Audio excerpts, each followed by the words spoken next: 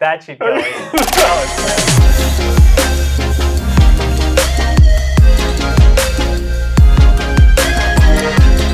Welcome to the Bike Shed.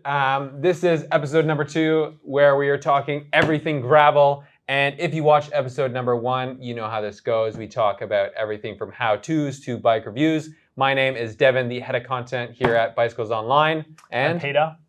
I supposedly am the expert, but that's fine for me. Awesome. All right. So this episode's all about gravel essentials or bike packing essentials. We can start off with tire selection, everything to do with necessary essentials like sleeping bags, etc. Baggage, luggage, spare parts. And we recently went on a gravel excursion on the weekend, and Devin had his first gravel trip, mildly successful. Yeah, mildly successful. And that's why we're talking about bike essentials, you know, what to do and what not to do. We're going to start off with what to do. So let's walk through the process. So you have it in your mind. You want to be the next Pete Stetina. You want to be the next Ian Boswell, right? But you don't know where to start.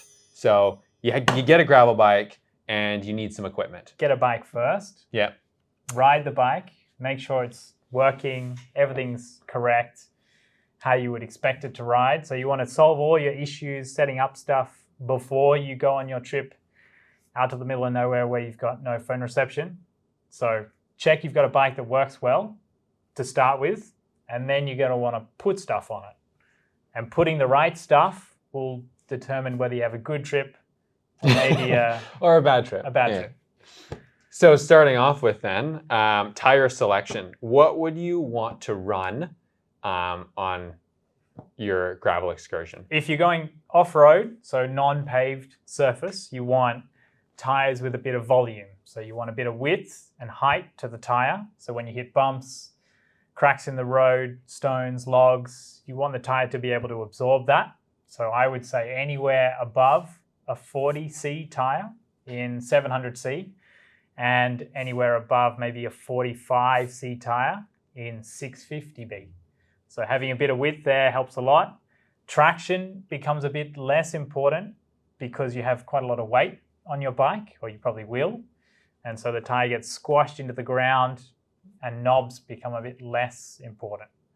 So this tire, for example, has quite short knobs, but once you have an extra 10 or 12 kilos on your bike, it squashes that tire down and traction is much easier when you have a heavier bike.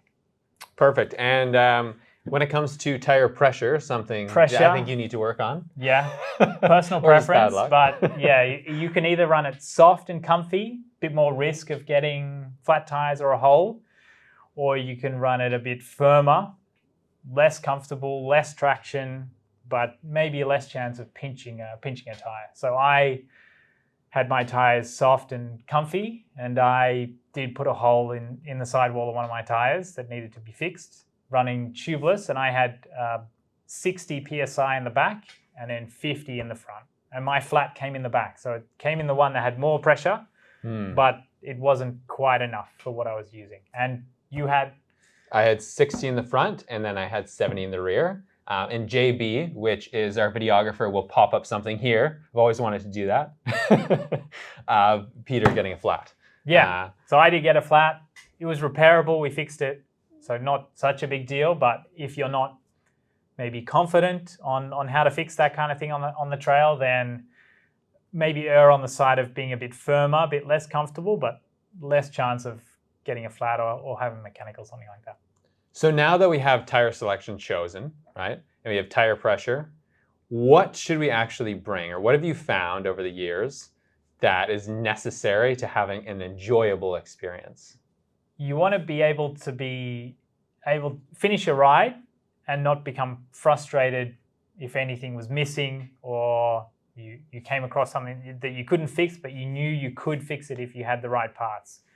So I normally travel with a multi-tool that can do pretty much everything on my bike. A chain breaker, if you break a chain, because once you load up your bike, you've got a lot of extra strain going through the drivetrain. So if you do break a chain, you want to be able to fix that. tubeless repair kit, which is what I ended up using, but something to fix a hole in a tube, and 2 spare inner tubes. So most of the time when I'm out riding, I only carry 1. But if I'm going for a couple of days and I've got a lot of stuff on my bike, then 2 spare tubes is a good thing. Some good tire levers. Sometimes you might get cold, your fingers don't work too well. So having a good set of tire levers will help you get the tire off. And a bit of an idea of where you're going. So whether that's a GPS computer, your phone, but maybe you'll need a battery bank to get that to run the whole time. So a good idea of where you're going and how you're going to get home on the way back as well. Awesome. So tubeless repair kit. Tubeless repair kit. And then we got good selection of tires. We got a multi-tool. What about when it comes to food? So what do you usually bring when it comes to long trips? I usually bring something that doesn't need too much water. Yeah. So you don't want to be reliant on going through most of your drinking water to cook, say, dry pasta, for example. You want to have something that's quite dry or doesn't need much to begin with, whether that's a soup that's already done. Couscous is a really good one because it packs down really nice and small. Try not to have any big tin cans because they take up a lot of space and you don't necessarily need a full tin can maybe to yourself. And snacks along the way. Ideally not too much sugar. There's a chance that maybe people take a whole chocolate bar or a big bag of lollies, and by the time you get to after lunchtime, your stomach's probably not going to be too good, too much sugar. So muesli bars are good, low in sugar muesli bars.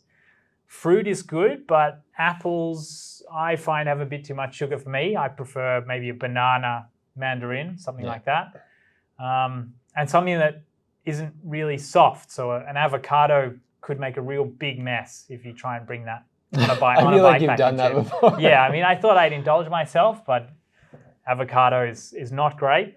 Too much mess. Stuff that's durable that you can squash down in your bag is not gonna break.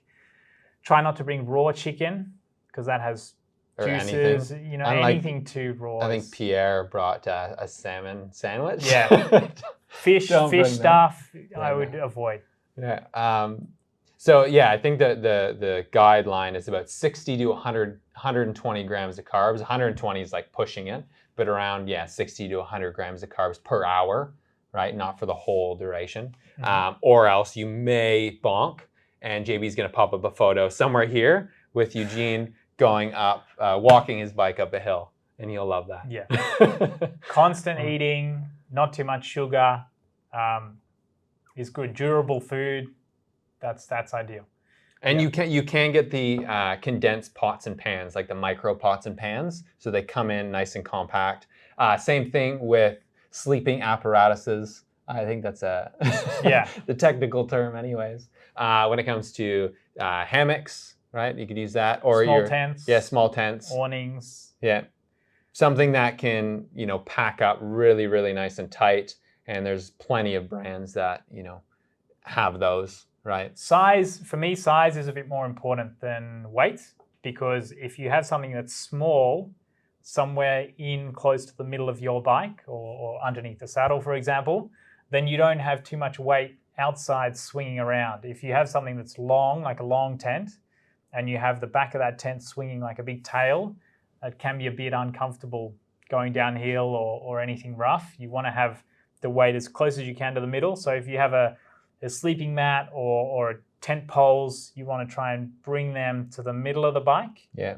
So you can have a bit more stability, and then maybe take your fly and your other parts of your tent and stick them out the back. It's not such a big issue. But yeah, having weight in the middle is a bit more important than size. And I think a big thing to note is how to actually pack all this stuff in, because some of you may be wondering, oh, I have a backpack, it's in the corner of my house, I'm going to grab that and chuck everything in. That's probably not the best. Like Peter was saying, center of gravity, you want stuff on the bike itself, and it's going to give you some back problems. Like myself, I was like, I'm going to pack up pretty minimally. And I put everything in the backpack, had it on my back, and had a really rough time on my lower back. Yeah. So something like this is ideal. Saddlebag, expandable, so you can fit. They come in a bunch of different sizes. We've got 6, 10, 15 in the toe peak size. That should be more than enough to carry your bulky things. I wouldn't put too much heavy stuff in a saddlebag. I'd try and have my heavy things in the middle of the bike, strapped to the top tube, or on the handlebar, so strapped to the front end where you're doing the steering, because this behind you can get a bit big and swing around. But having your clothes, having your pillow or something, maybe a towel, this would be ideal in the saddlebag, something that's big and bulky but not too heavy. And these just attach under the saddle. Yeah. You'd be surprised how much you can get into something like this when you really squash it down and make it fit. You got a bit of strapping on the outside, so that's really good for putting your jacket on.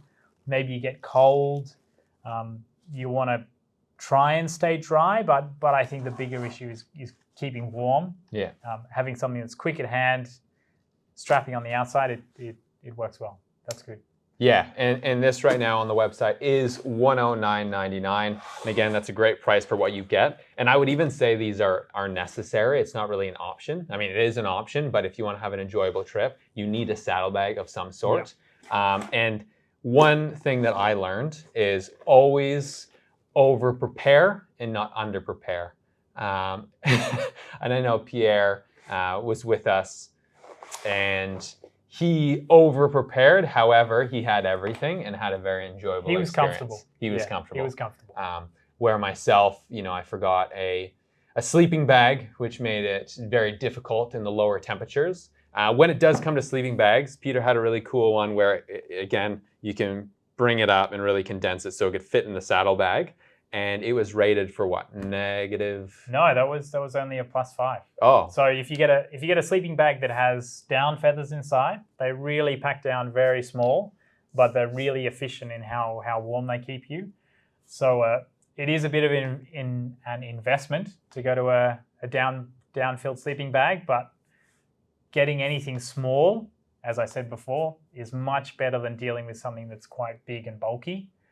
So a down sleeping bag is a really good one, or you can do multiple layers of a lightweight sleeping bag. So if you had an average entry-level kind of warm temperature sleeping bag, but you put a liner inside, maybe you put 2 liners inside, then you can bring that sleeping bag that packs down to kind of this size, you can bring that to almost a 0-degree sleeping bag just with some liners without going to a big puffy bag that's going to take up a lot of your space. So keeping everything small, again, comes back to that. It helps a lot, but a warm sleeping bag, maybe multiple layers, is better off than a big, heavy one. Awesome. So yeah, we went through the toe peak saddlebag, right? We also went through the tubeless tire repair kit, which comes in at $29.99. Again, it's something that's essential if you're caught out in the woods and something happens and you're by yourself. That's not going to be very enjoyable when it comes to finding your way out of a situation. So again, $29.99. All the links will be in the description below. And with our tires, again, what you're getting here is the name, essentially. It's going to be a little more expensive. Brand name. So the Maxxis Rambler's been around for quite a while, and that's been this was one of the early gravel dedicated tires, where they had a bit of volume to them. So this is a 40C tire, bit of width. They do them up to 50 plus sizes, different size wheel sizes too. Bit of exo protection. So Maxxis has a bit of a tire liner system they call exo, and that gives you an extra layer to stop cuts and abrasions going through. It wasn't quite enough to go against my cut, but having a dedicated gravel tire that has some kind of layer of protection through it is going to be I would say an essential, instead of running maybe a cyclocross or a commuter tire that's not really designed for it. These have good flexibility in the sidewalls, so when you're hitting bumps, roots, things like that, the tire's going to absorb a bit of that. If you took your commuter tires out, they'd probably be too hard, and they'd have pretty good protection through the middle of the tire, but not much probably on the side. And when you're loaded up, extra weight hitting roots, things like that, your sides do see quite a lot of action, I guess, and you want something that's designed for that. So necessary, right? These are necessary, yeah. and they are on special. So they were $82.95 and they're at $64.95, right? So again, you'll definitely need these. These would be the 3 essentials. So just to kind of condense everything, what you'd be looking for is really compact sleeping bags, right? Anything overnight, a really compact tent or a hammock tent, which are really cool. They usually compress, and I mean, you can find them online everywhere. Saddlebag, right tire choice, tubeless repair kit. Tubeless repair kit, and a multi-tool as well. So a bunch of multi-tools out there, but make sure that you have a multi-tool that can be used to fix most of the stuff on your bike. The worst thing that could happen is if you go to grab your multi-tool and say you're looking for a T25, so a lot of new bikes have Torx throughout them, and if that multi-tool doesn't have a T25, it can really ruin your whole trip. So make sure the multi-tool that you have is good for everything that you think you can fix on your bike. It's a good check to do. You might have an old multi-tool hanging around, but make sure that it works. Yeah, make sure it works, especially if you're looking at changing out your pedals. Like if they're loose, you have to make sure the multi-tool can actually tighten that appropriately. With that being said, we will have all of this, again, in the link in the description, as well as a list of must-haves, just in case you don't want to rewatch the video or you missed a part. We will have a checklist in terms of getting started on your gravel excursion. And we are introducing the first ever challenge, which will be done in every single episode of the Bike Shed. The challenge is who can inflate thermarest. Sleeping mat. So sleeping mat, thermarest, quicker. Lots of different names. We will have a board up here which will come up with a tally list on whoever wins gets 1 tally. And at the end of the season, we will tally it up. And the winner will get a new bike.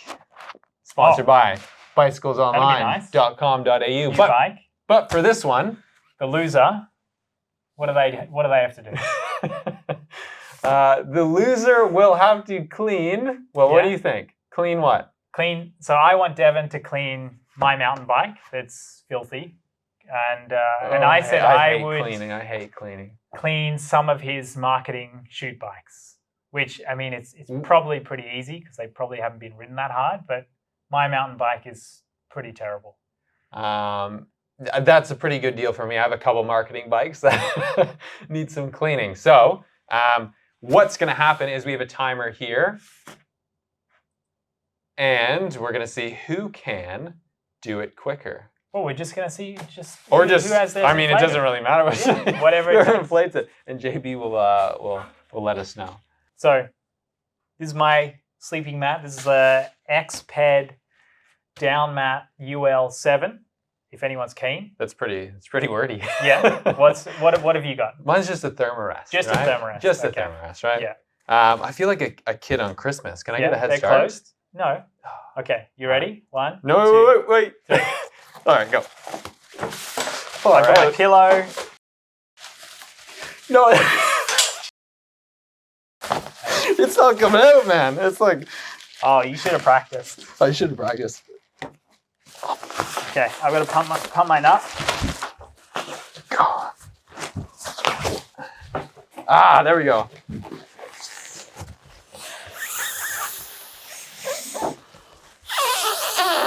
Oh, it's already going. I was relying on him not being able to get it out.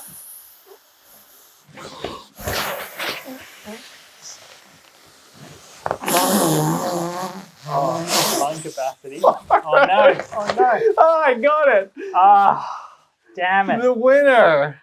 Oh, I really thought you wouldn't be able to get it out. Yes! Oh, well. I mean, that's comfortable enough. Maybe I'd sleep on that. Oh man, yours is. You really got to put a lot of effort into it's pumping usually this about up, man. 3 or 4 pumps. You need to get one of these. But if you are looking for stuff that fits in the saddlebag, just keep in mind something bigger like this probably will take up a lot of space, where this is a lot more compact. Here we go. Okay.